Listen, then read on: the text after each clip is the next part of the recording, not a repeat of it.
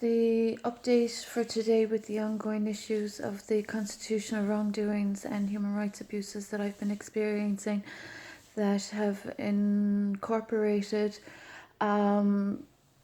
treasonous offences also is regarding this update in the sense and manner of individuals that are taking a new slant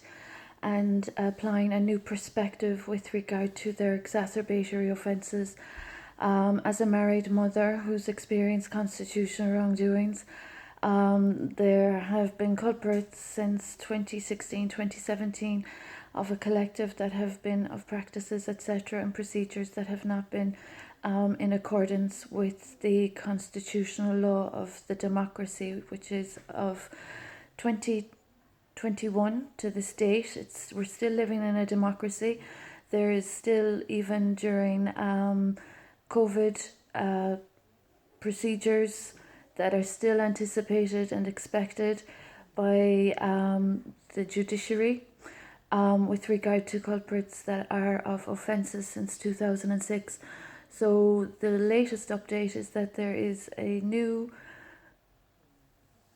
tactic that is highly offensive to compound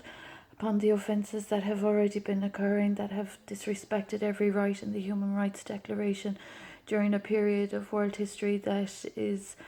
a very serious stage of history, and that wouldn't facilitate or respect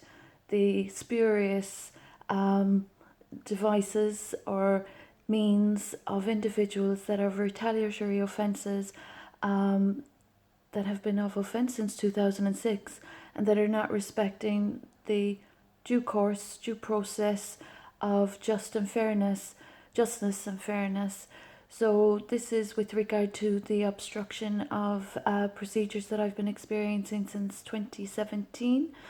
and the anticipation of those that I am still expecting to this present date to be fulfilled, as well as the obligations, etc., that are required for any citizen of the achievements or qualifications or accomplishments that I have worked for and attained. So those of new ploys and more offences, this is to bring to the attention and awareness of the United Nations the extreme measures that have been pursued by culprits of offences against the state and against the Declaration of Human Rights in the pursuit of property and wealth and creative and intellectual work, and that have unlawfully obstructed the care of a child from his mother, and consequently disrespected the spiritual, the mental, the physical, the emotional, the educational progress and well-being of my child also. So there are very serious obstacles and obstructions in place, and that isn't facilitating the recent progress that has been attained. It's disrespecting the progress and it's disrespecting the process. So as a woman that's experiencing abuses of the culprits in the form of constitutional wrongdoings and human rights violations, I'd like to bring it to the attention of the United Nations the dangers of hate crime and treason in a community by a collective that are not acting in the best interests during this